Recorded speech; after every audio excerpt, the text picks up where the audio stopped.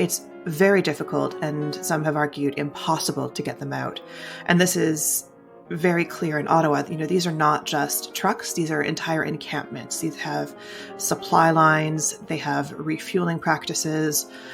Just walking downtown, if you lift up any of the tarps covering some of the truck beds, you'll see days, weeks worth of food and supplies. So this is sort of the thing that other cities are trying to avoid. I'm Scott R. Anderson, and this is the Lawfare podcast for February 11th, 2022. Over the past few weeks, Canada has been living through its own insurrectionary moment, as a series of trucker convoys have used tractor-trailer trucks to occupy much of downtown Ottawa, launch protests in other major Canadian cities, and block points of entry along the country's southern border with the United States. While nominally objecting to Canadian vaccination mandates, particularly as applied to truckers, the convoy movement has at times made even more ambitious demands, including the dissolution of the Trudeau government, and has close ties to far right-wing nationalist and ethno-nationalist organizations both in Canada and the United States. And while the convoy movement began in Canada, there are signs it is beginning to spread, with similar efforts appearing in Australia and New Zealand, and intelligence reports suggesting the same may soon happen in the United States. To put these recent developments in context, I sat down with three Canadian national security experts who have been following the convoy crisis closely. Amarnath Amarasingam, assistant professor at Queen's University, Stephanie Carvin, associate professor at Carleton University, and Jessica Davis, president of Insight Threat Intelligence. We discussed the origins of the convoy movement, its relationship with domestic violent extremism, and what it might mean for both Canada and the rest of the world. It's the Lawfare podcast for February 11th, the Trucker Convoys and Domestic Unrest in Canada. Stephanie, I want to turn to you first, and I want to pull back the curtain a bit for listeners as to why we're actually doing this topic for the podcast today. You were kind enough to come on another one of our podcasts, Rational Security, earlier this week, where we had set aside a 15 or 20-minute segment to talk about this topic. And after running very long on that segment with you, me and my co-host sat down and had this immediate reaction, which is that this is a much bigger issue than we fully even understood, with a whole lot of underappreciated intersections with what's happening in the United States and what we might be able to expect happening in the United States based on what's happening in Canada, our closest neighbor and ally to the north, which is why we want to bring you and Amar and Jessica back today to talk about it with some more depth and some more length. But we know not all of our listeners may not have been fully cued into what exactly it is that's happening in Ottawa and has been happening for the last week or two.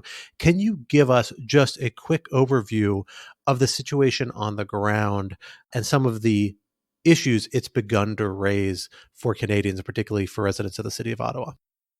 Well, thanks again for having me on. It's clear this has been just an unreal, surreal time, I think, in Canadian politics. I'm not sure we've really seen anything like it in really kind of modern Canadian political history. Effectively, this is a convoy organized at its core by a group of individuals who, I think it's fair to say, hold conspiratorial and anti-government extremist views. They've also expressed Islamophobic, anti-Semitic sentiments in a lot of their commentary and a lot of their political beliefs.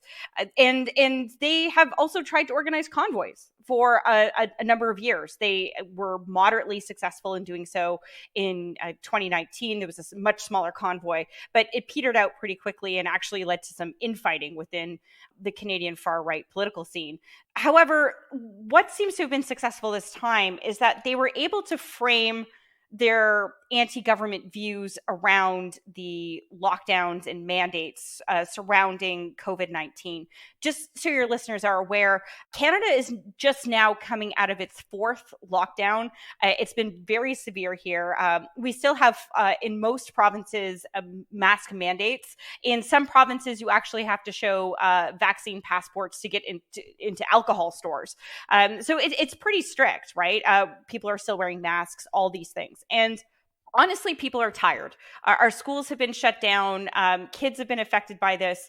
And so I can't fault people for suddenly seeing a movement that says it's about protesting all of these lockdowns, because I think it's fair to say that the vast majority of Canadians, indeed 54% of Canadians, want to move on with their lives. We want to learn to live with COVID.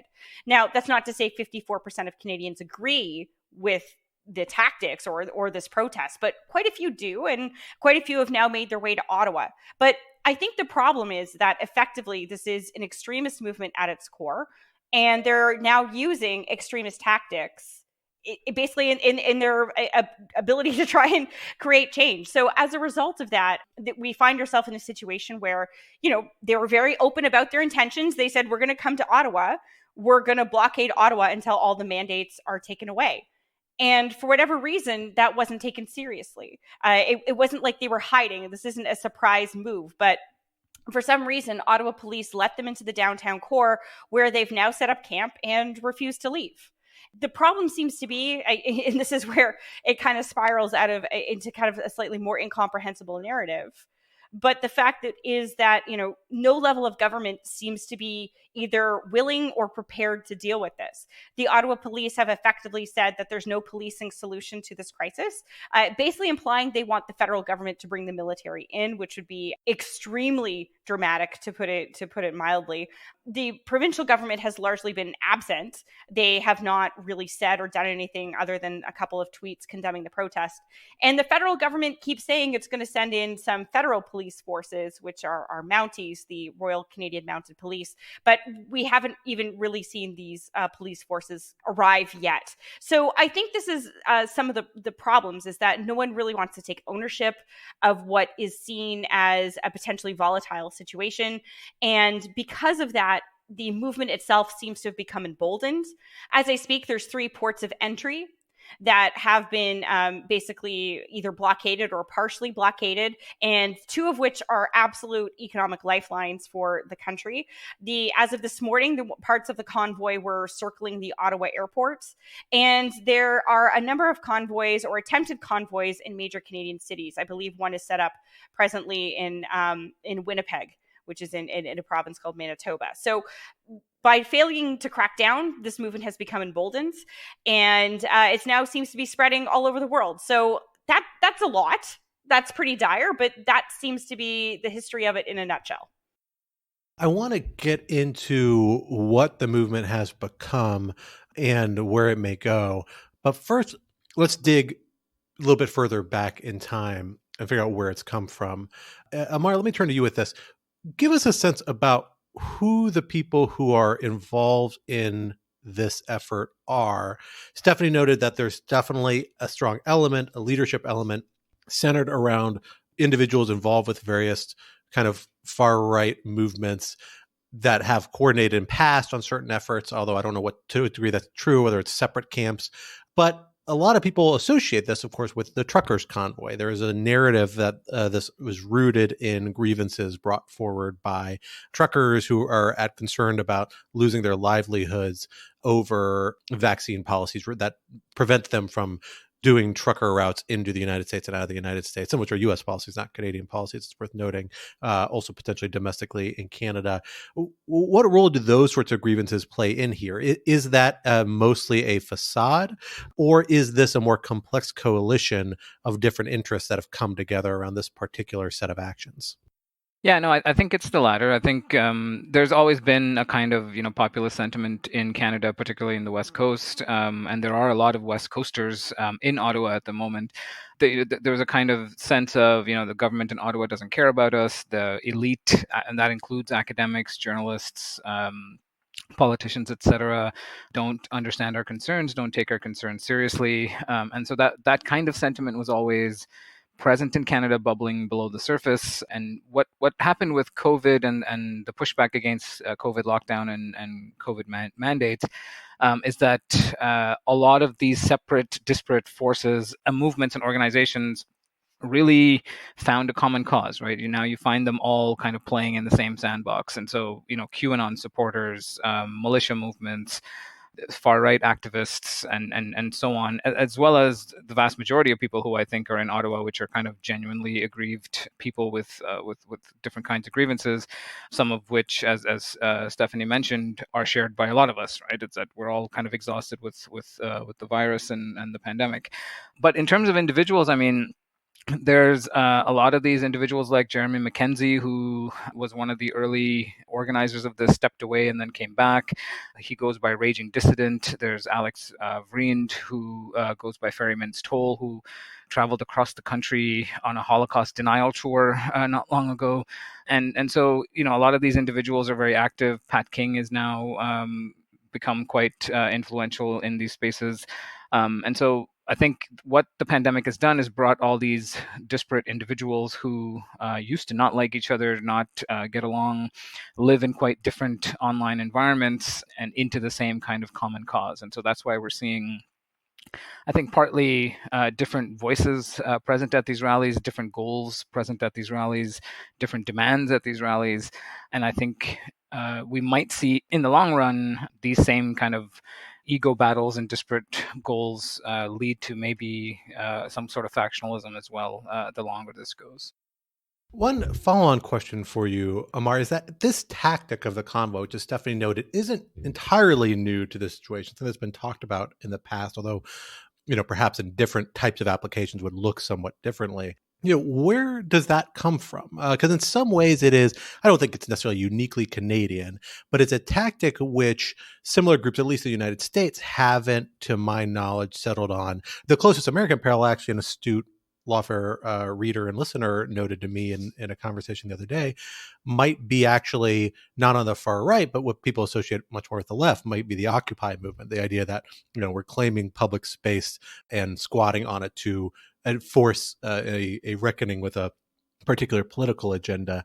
Where do these sorts of tactics and the view of this sort of step as a legitimate step come from in this constellation of groups that have come together in this particular moment? I think this particular one came about largely because of the mandate that the Trudeau government tried to pass in early January, which was about individuals who are cross-border truckers who want to go into Canada and want to go into the U.S. need to be vaccinated, and so this became a kind of trucker issue as the spark. And so you had the convoy largely related to that, I think. But I mean, even on a broader level, I think there is a kind of, much like in the US, there's a kind of romanticism around the working class, right? About the true Americans, the coal miners, the farmers, the truck drivers, et cetera, which is very much part of the conversation in Canada as well, is that these are the people, these are the people who run Canada, who, help the economy move forward, and that they're constantly victims of these elite governments in Ottawa and elite politicians and so on. And so there is a kind of romantic element to what the cultural working class in Canada and in some sense the US represents, and how they're continuously victimized and so on. And so this kind of embattled identity that they have with them is what's driving a lot of this populist sentiment. Jessica, let me ask you, because if I'm not mistaken, I believe you live in Ottawa. Is that right? Yes, that's right. I live right downtown. So let me turn to you then and ask you, tell us a little bit about what the experience is like for the Ottawa resident. How is this group engaging with the city? Is this something more akin to a sit-in, again, occupying this particular space? Or is there a more deliberate effort to interfere with, obstruct, make life more difficult that goes beyond that? And I'm particularly interested in the role that violence is playing here. In the United States, because our relationship with firearms and our Second Amendment, frankly, violence is often very clearly on the surface of a lot of these political encounters, because you have armed groups present and involved, not always, but often. Is that the case here, or is the violence much more of an implicit sort of threat? And how close has it gotten to rising to the surface thus far? Yeah, walking around downtown Ottawa is like walking through an occupation. but it's also very contained. So like I live right downtown, so I'm probably about 5 or 6 blocks outside of the core protest area when it grows to its biggest space on the weekends, because it grows and shrinks depending on who's available and who's attending the protest. So on the biggest weekend, the protest was basically right outside my door. I couldn't go out of the street without seeing propaganda, trucks with Canadian flags flown upside down. Traffic was backed up through my neighborhood. So it was a very real experience. And then what happens during the week is that it shrinks back down. And the real problem in the downtown core, I would say, has been lack of movement for the citizens. So we have had a really hard time getting around. A lot of people who live in the core occupied zones are fearful of going outside. There's been plenty of allegations of harassment, yelling, even some assaults, particularly directed towards people wearing masks. And frankly, in Ottawa, it's not all that common for people to wear masks outside. I think we've got a pretty good understanding of how the virus is transmitted. So, we go outside without masks, but in the downtown core, that's no longer the case. You go outside with a mask on because of the density of the population that's down there a lot of the time, and also because of the fumes that are coming off these trucks. So people in the downtown core are subjected to revving engines, diesel and gas fumes day and night, and the honking of the horns, which is fortunately largely abated at the moment because of a court injunction. But that was intense. It was one of the most disruptive things. I can't even really express to you how awful it was. And I was very far outside of that core area. So for the people that were living downtown, and there are lots of people in that immediate area, there's huge apartment buildings and condo towers in that area. It was insufferable, completely insufferable. The violence so far, I would say, has been fortunately not as bad as people thought it would be or were fearful that it could be. There have been reports of weapons. I think that the protesters have rightly assessed that would be an absolute non-starter and would require a very robust response if that were to become sort of an overt thing. But it is not safe to walk downtown. It is particularly not safe if you're a person of color, if you're wearing masks, any of those kinds of things. And it's also very strange, the setup, because you'll be walking down one street and it'll be like very light traffic. And then you'll turn a corner and you'll suddenly be surrounded by trucks and men and barricades. And it's quite surreal, and you can sort of wander into the wrong spot with very little warning.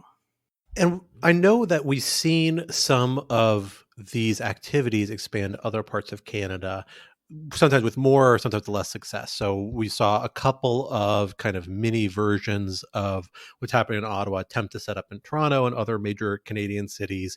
Seems like most of those have kind of collapsed at this point, or ended at this point, although I could be mistaken about that, at least some of the bigger ones that I was following. And then, as Stephanie noted, we also are seeing these efforts to occupy major thoroughfares for commercial traffic, kind of an effort to interfere with the broader operations of Canada as a nation, and to some extent the United States as well as the main trading partner on the other side of these sorts of crossings. How have those efforts manifested? Are those strategically similar to what's happening in Ottawa? Is it a sit and wait and be something between an irritant and a blockade, and in some ways a dangerous blockade? Or is there a different sort of strategy and tactic being pursued more or less successfully in these other areas where the convoy, quote unquote, is operating? It looks to me like the convoy itself is trying to replicate the tactics that they used in downtown Ottawa, that sort of roll the trucks in and occupy territory. A lot of cities watched what happened in Ottawa with absolute horror and have rightly taken made different policing choices around how they were going to deal with the protesters. So in Quebec City, there were reports that they were doing full searches of the vehicles and they weren't going to be allowing them to become stationary at any point in time. We saw civilians blockading routes into Vancouver. And so just really different police strategies, because the problem here really is that once the trucks become established in the territory and in the place where they want to be, it's very difficult, and some have argued impossible, to get them out. And this is very clear in Ottawa. These are not just trucks. These are entire encampments. These have supply lines. They have refueling practices. Just walking downtown, if you lift up any of the tarps covering some of the truck beds, you'll see days, weeks worth of food and supplies. So this is sort of the thing that other cities are trying to avoid.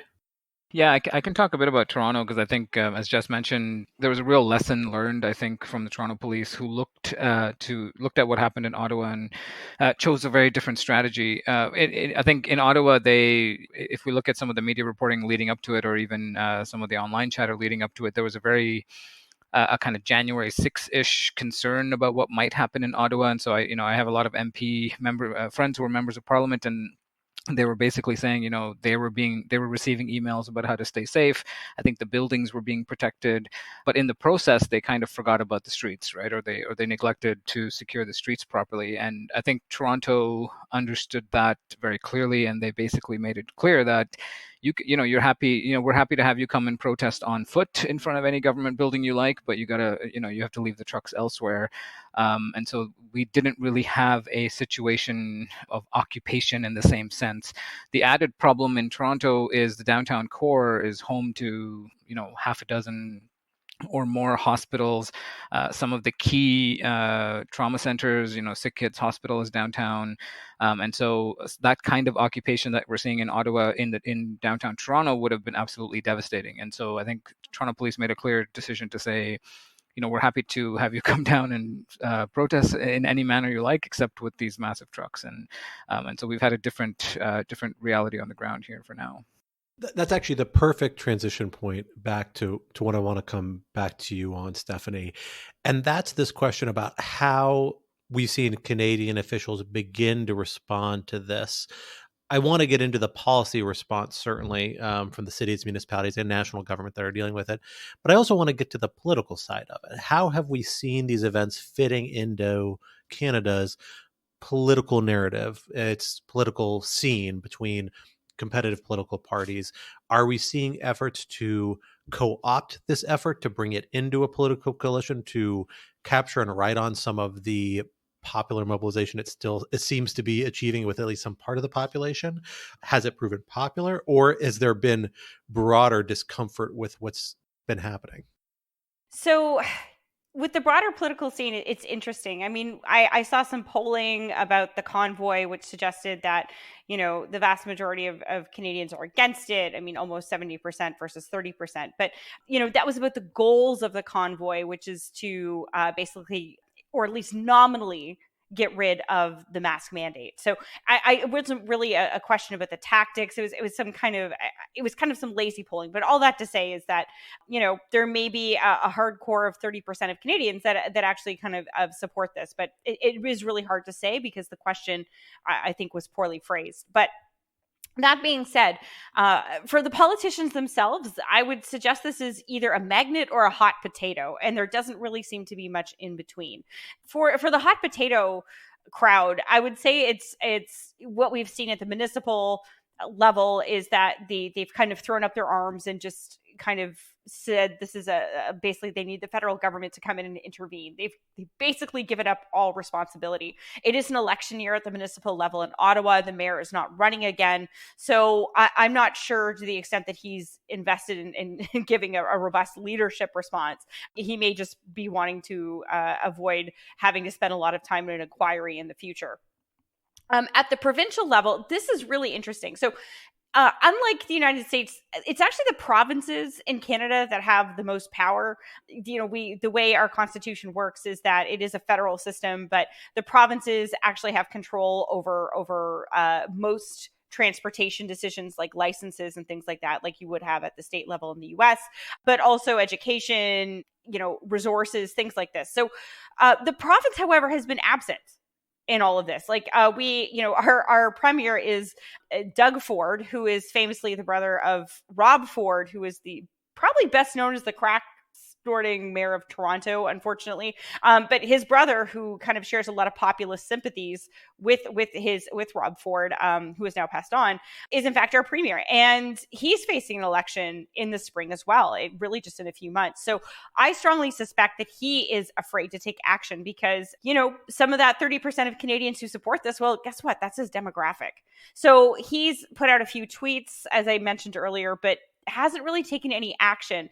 And finally, we have the federal government who, they've come out, they keep saying that they're engaging. I mean, every day we see the prime minister come out and say he's had a phone call with someone. But beyond this, They've basically said they don't want to deploy the military. I agree. I think that would be the wrong decision to in fact do. And that's like a whole other conversation we can have. But, they are cognizant that if the military is deployed, that this is going to be a propaganda coup for the people who are in this protest, who are trying to make the government fall. So I think they're trying to be really, really careful here, and they want to support the municipalities that are dealing with these problems, but they don't want to be seen as being too heavy-handed or controlling things. So again, we've just kind of had the abdication of responsibilities, and the movement itself has been able to continue. One of the things I keep pushing for is some kind of administrative law solution to this. I mean, we keep hearing talks about, we need to send police officers. Well, it's not clear where those police officers are coming from. We need to send in military equipment to tow the trucks away. Well, not clear that's going to look very good, or that a lot of this military equipment will be able to do so without damaging a lot of historic Ottawa infrastructure. I guess the question I have is, there's kind of the Al Capone approach to this, which is, not using, say, the police to go after murder or violating prohibition, but why haven't they gone after driver's licenses or insurance? They could very easily just suspend licenses, or say, hey, if you're on a bridge in the next 3 hours, we are going to look into suspending your license. I mean, I think there's a lot of non-kinetic options that haven't even been deployed yet. The final thing I'll say here is what's interesting to me, and I guess something I've been thinking about, at least from the political perspective, is that you have different political parties. The one that's probably most affected by this is the Conservative Party of Canada, which is probably nominally aligned with probably some of the more centrist elements of the Republican Party. But at the same time, there is within that conservative movement a much more populist viewpoints. We've seen a real split in that party, and it kind of reminds me of the Republican Party in 2015, 2016, as it was grappling with what to do with Donald Trump.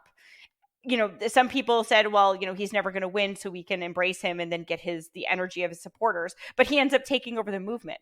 And we have indeed seen our members of parliament from the Conservative Party, particularly from the Western provinces where anti-mandate sentiments are perhaps strongest, go out and meet with the protesters. A former leader of the Conservative Party has been seen multiple times speaking with protesters, posing for pictures and talking to them, knowing full well what the origins of this protest were, and the fact that the citizens of Ottawa are literally being tormented, and that they're planning on closing bridges and hurting infrastructure. There's a moderate conservative wing that seems to be trying to fight against this, but it's not clear if that's actually going to be the case. So that's a lot of information. I guess all of this to say is that my concern is that this is not only undermining faith in all levels of government in the eyes of Canadian public, but it also may have really serious implications for our political parties moving forward. Yeah, I just wanted to add on to what Stephanie was saying about the level of federal interest in this. So while the federal government has been really pushing back to make this a policing issue, particularly an Ottawa policing issue, there's a lot of interest from politicians at the federal level in terms of studying what exactly is happening. There's lots of concern about the potential extremist elements of this, such that they're studying the issue at our Standing Committee on Public Safety and National Security as we speak.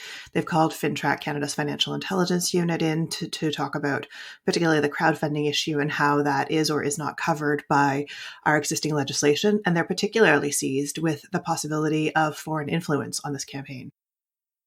Well, actually, let me come back to you on that question, Jessica, because that's another big part of this, and a part that I think is, at least from an outsider's perspective, seem to be getting more play and attention as this crisis has dragged on, which is the outsider element. Obviously, there is some sort of financial support coming for this effort. It's not possibly, I guess it could be entirely self-funded, but whole pallets of food, fuel, generators, the things that are required to maintain an occupation like that aren't cheap. So at least some sort of organizational effort, and seems most likely some sort of source of funds coming to this.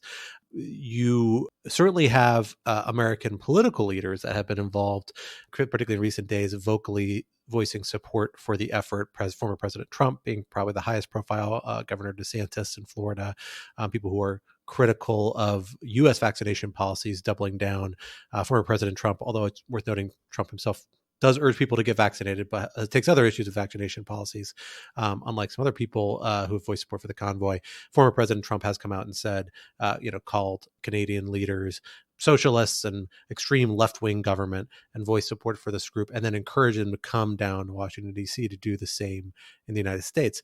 I want to get back to that possibility a little later about what this all means for the United States. But for Canada, for what's happening there now, to what extent do we know, or do we have any sense whether this is the percents to which this is a homegrown operation, generally grassroots, and an AstroTurf operation, something that's getting external influence, external inputs? No doubt there's some element of both, but do we have a sense about how strong each of those factors has been in the emergence of this campaign? I think the clearest element of foreign support for the campaign has really been, as you described it, that those foreign influencers, so former President Trump, Elon Musk, other people tweeting their support for the protest. This is very clear. This has happened. It has probably driven quite a bit more interest towards the protest and probably some support as well. The interesting thing here, though, is on the financing side. So there's obviously been a few crowdfunders that have been established to fund these protests. The first one that was established on GoFundMe raised, I can't even remember now, I think it was $5 or $6 million, maybe more. And what really led to this whole conversation around foreign influence on this campaign was the number of donations that appeared to be coming from outside of Canada. And I say appeared very specifically because there's no identity verification that happens on the public side of these crowdfunding campaigns. So you can really write anything, and people have been writing anything. I think somebody gave some money in my name, which was a real delight for me. And, they've been giving money in people's names who really obviously are not supporting the convoy. But then, so it makes it really difficult for us to fully assess what is happening in terms of foreign support. My own view is that there's very clearly some foreign support. We see that particularly in the Bitcoin transactions. There's also Bitcoin fundraisers, of course, because that's how these things go, that have come in from US donors. So this whole foreign influence piece, though, is really being picked up by the media and amplified extensively, because I think there's a real tendency in Canada to see threats and extremism as external to Canada and really try to put that on other people, when in reality, this is at the very least a joint project between Canadian and US extremists. Certainly a serious number of Canadian extremists are involved in this, but it's also international in scope. There seems to be lots of support coming in from other people around the world. And there's, as we talked about earlier already, those other types of convoys springing up around the world, New Zealand and Australia, for two examples. I think the other aspect of the foreign influence, of course, is the media, right? I think Jess touched on this as well. Is I remember thinking very specifically, like when I saw BJ Dichter, who was one of the organizers of the convoy, go on Tucker Carlson, and he was very excited to be on Tucker Carlson because people like him don't have that kind of megaphone usually, and Tucker was praising him and praising the movement, and I remember thinking, this is going to change all of these people's lives, right? And sure enough, money started pouring in from donors in the U.S., probably donors all over Canada. You had all of these organizers who used to be fairly fringe individuals with moderate, small social media followings, basically skyrocket. So a lot, now if you go on Facebook and Instagram, Telegram, they have tens of thousands, if not hundreds of thousands of followers. They've become minor celebrities in this movement. People try to find them on the street and shake their hand.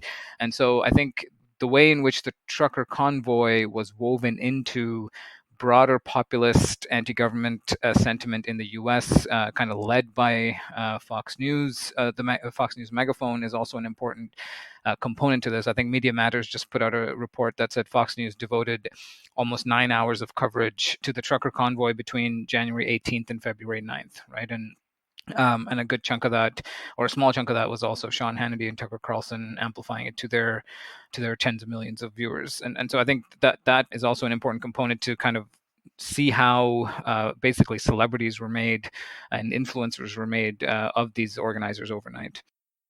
Well, so Mar, let me ask you then, that narrative you just put forward brings out the fact that there's a lot of motivations behind what's happening here.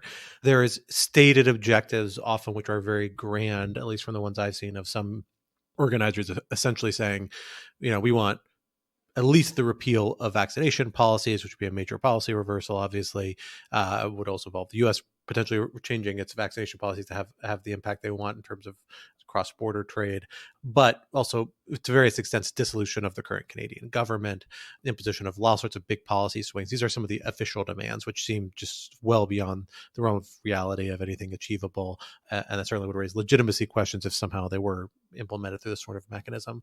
What, though, are the actual objectives of the people involved with this, and what does that tell us about what the end game might look like? Is this something that continues precisely because it has become a focus of celebrity and fundraising and a vehicle for this sort of mobilization that once the novelty wears off and those lines of support dry up will begin to lose its appeal? Or is there something more self-sustaining about this that's more likely to keep it going perhaps far longer than even the public interest in it may sustain? What does an end game begin to look like, and what is it the actors driving this are ultimately hoping to get out of it that might lead them to decide, all right, we've gotten what we need out of this, let's move on to whatever the next thing might be?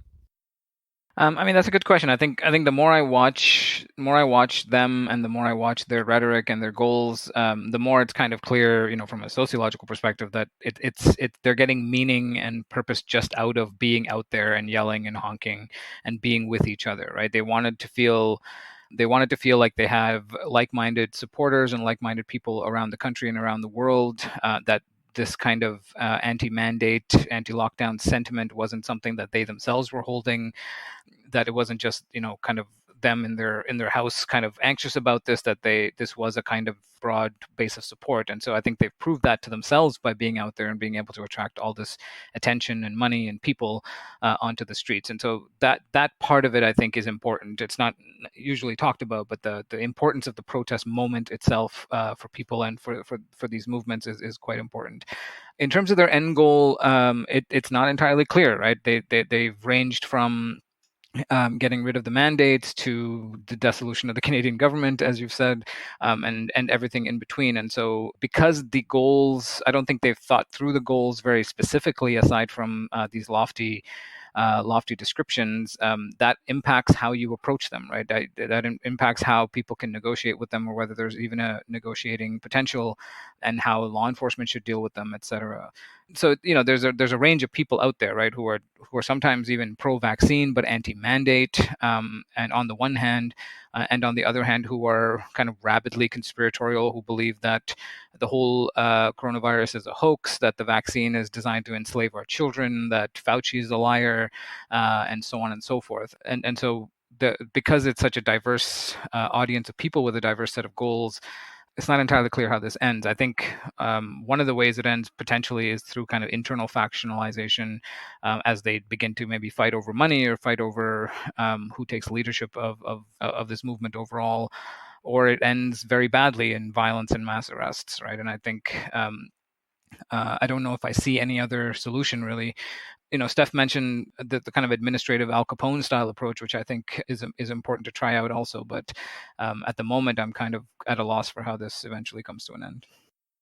One of the other things that I think is worth mentioning here is that there are long-term preparations within this movement for what happens after the protest. They've established a not-for-profit organization to be the beneficiary of the funds from their new crowdfunding campaign, their Give, Send, Go campaign, which has now raised over $8 million American.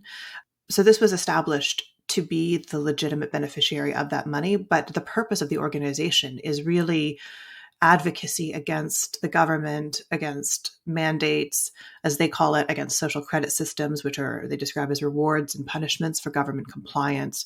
So these are really about challenging the legitimacy of the state over the long term. And this money will also very likely be used for the legal defense of some of the individuals involved. And Give, Send, Go has given no indication whatsoever that they're planning on closing down this fundraiser. In fact, they've basically come out and said the opposite. So the only way that this organization isn't going to get these funds is really if there's some sort of legal action against the crowdfunder itself or against the individuals. So this amount of money is really the kind of thing that sets up the movement for really long-term disruptive activity in Canada. Well, Stephanie, that brings us back to your proposal about administrative law solutions, which is, I guess, one end of a spectrum of solutions, the other end being potential military action or, strong police action, kinetic solutions. Give us a sense about where some of the policy solutions you see fall on the spectrum, elaborating a little bit on your prior comments. Like what is the toolkit that policymakers have available to them, and what is the direction they seem to be leaning and approaching this, to the extent we know? And I'd be curious about your perspectives as well as Amar and Jessica about which of these is the logical one to go to next. What is the solutions that seems to offer the biggest return on risk and investment at this particular stage? So that's a really good question. And I would actually, acknowledge like Amar's point there that, yeah, not every one of these guys is going to pay attention to parking tickets and fines and license suspensions, right? I mean, there is a hardcore of individuals in here that, may be willing to, go pretty far in terms of achieving what they think is liberty. And we keep seeing this narrative out there. So what can we do? Well, one of the things I noticed was that on Sunday night, I was watching some of the live streams because, brain cells are overrated. And what I saw was that the police moved in on one of the camps, a place called Coventry Road. And they have a big camp there, a logistics camp. And, very different from the I'm going to say party-like atmosphere downtown. I mean, it's a very selective party and definitely not a party for the residents of Ottawa. But downtown, we've seen bouncy castles and donuts being given out and free coffee, free food, stuff like that. This logistics center on Coventry Road is much more important, I think, to the movement. And when they went in and just confiscated some fuel and some supplies, and it wasn't even the vast majority necessarily of the fuel and supplies. It sent a signal to the movement, and they were shocked. The people who were live streaming it, they said, they were kind of surprised that this had happened. They were trying to justify it to themselves. They were trying to rationalize it to themselves. They were saying, oh, well, the police officers, they're really with us, but they had to follow the orders that they were given. And you could see that they didn't want to do this and all these different kinds of things. There was an injunction brought forward by a woman in her 20s, a very brave woman, I have to say, who, said that, the noise was too loud and the honking needs to stop. Well, they took it to court, and sure enough, the honking, it hasn't ceased entirely. You still hear some honking, but it's really dramatically reduced. So just doing basic policing seems to either have an impact on taking some of the energy out of the movement or, having an effect. And this is why I'm kind of surprised we just haven't seen more basic policing. The police will often talk about, resourcing issues. And yeah, it's hard. We're talking about large areas of space with a police force that is no doubt by this point exhausted. But much earlier, much more could have been done with regards to parking tickets, noise, all kinds of things like this that we could have seen the police doing. Now, one thing I will note, or at least acknowledge, is that the convoy itself is they're crafty, right? They're crafty. They may have conspiratorial worldviews, but when the police said that they were banning people from carrying gas and diesel downtown in jerry cans, all of a sudden, dozens and dozens and dozens of people start showing up carrying jerry cans, some of which just have water in it, some of which are empty, some of which have diesel and are able to sneak through. It's like a kind of big game of cat and mouse. And this delighted the convoy, right? So they can adapt to some of these methods, but, I guess one of the things that really frustrates me is that basic policing and basic policy options haven't been tried and do seem to have an effect, at least on the energy and response of the convoy. So I think I mentioned this earlier, but the provinces themselves have the authority to revoke licenses, handle insurance issues, all these different kinds of things. The Premier of Ontario could basically say, look, anyone on a bridge in the next, 3 hours, we're going to look at suspending your license. And I don't understand why this hasn't really been sorted out. So, okay, so let's go to more kinetic options that have been put out there. So Ottawa police, they say they're at their max, that they're out of forces. So there's a couple other sources of forces for the Ottawa police. Some of it is regional. So other townships or other cities have sent their municipal police forces to Ottawa to help bolster. But as this campaign, as this convoy spreads throughout the country, that might not be viable in the long run. There are the Ontario Provincial Police, but we really haven't seen a surge. I mean, they may just be busy doing their policing work, but we haven't really seen a large number of Ontario Provincial Police come into the city. And then finally, the federal government has said that it will be providing something like somewhere between 1,500 and 1,800 RCMP officers. Again, I'm not sure. And Jess has actually been the one in the crowds. I'm not sure we've actually even seen that yet. So no surge in policing has really, I'm not sure at this point if a surge in policing is actually possible, because it may just be the fact that there's not enough police officers in Canada really to handle this as we go forward, which is kind of a really scary thought, having actually voiced it. Then we get into more serious options. Famously in Canada, the Prime Minister's father, so Pierre Trudeau, in response to a terrorist attack or a series of terrorist incidents in the 1970s, invoked something called the War Measures Act, which brought in essentially martial law to the country, which allowed the military to come in and protect certain assets and individuals in the country. And it was, looking back at that time, you can see photos of the military just kind of in the streets and in the streets of Ottawa, trying to prevent more politicians from being kidnapped by this group.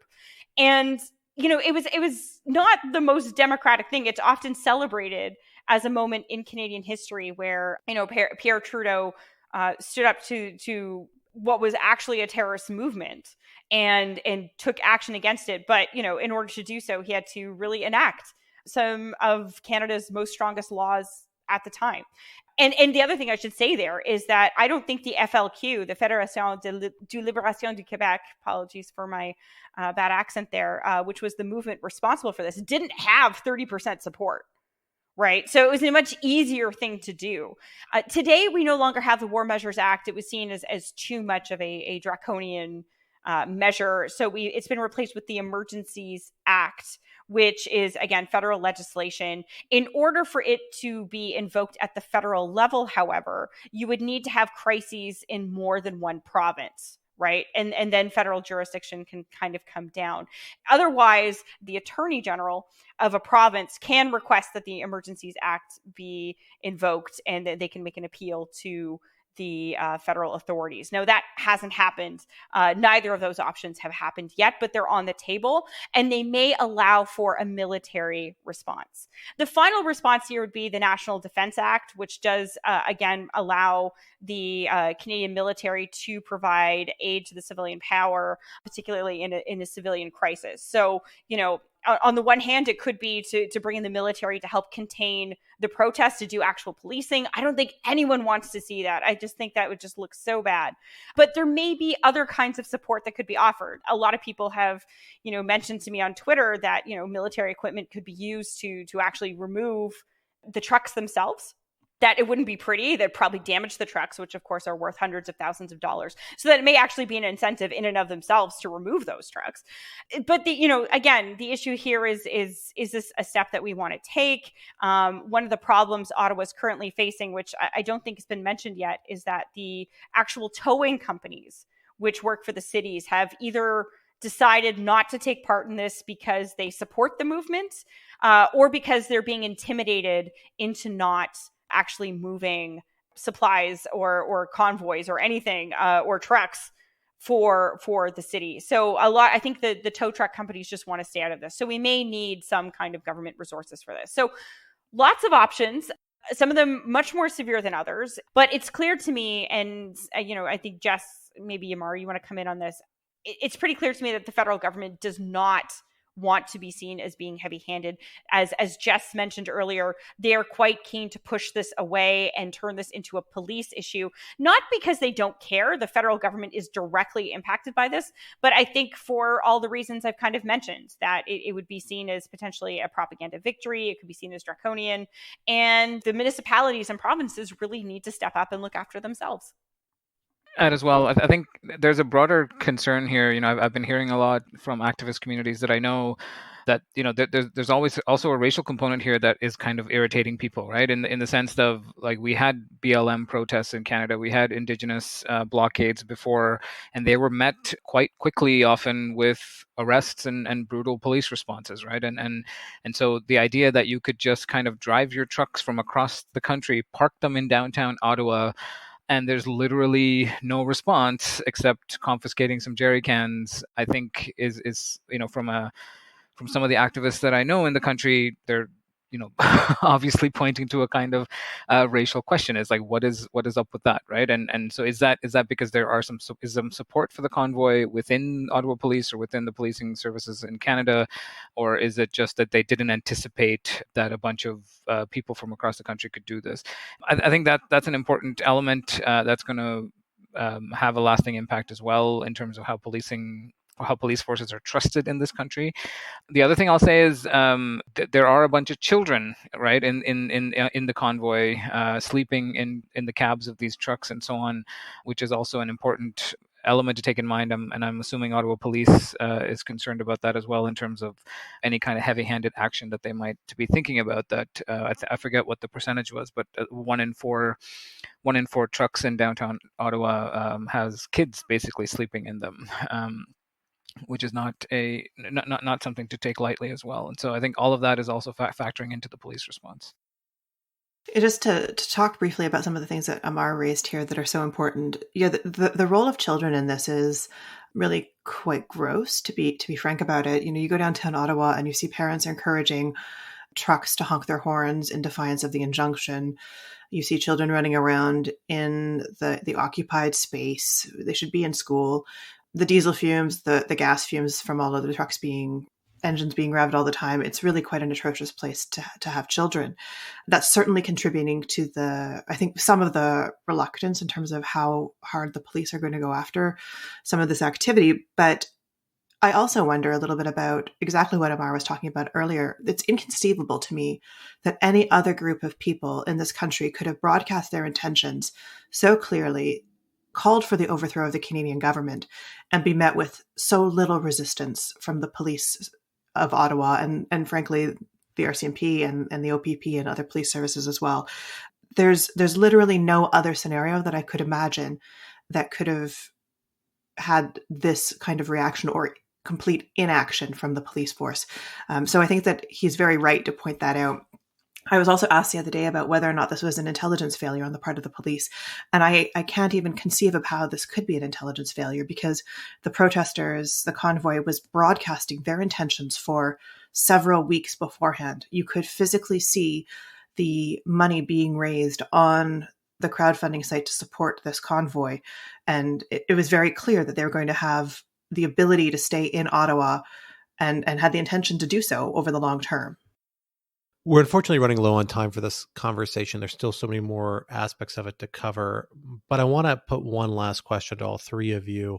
Coming out of what we know of this experience so far, what is the big lesson that we should take away, whether that is the we being Canadian officials or people dealing with a specific scenario in Canada, or perhaps even more relevantly, at least for many Lawfare listeners, those outside of Canada who are looking what's happening there and seeing so many parallels and similarities with political movements happening in their own country that it's not hard to imagine an Ottawa-like convoy, driving to downtown Washington, D.C., and trying to pursue a similar sort of action.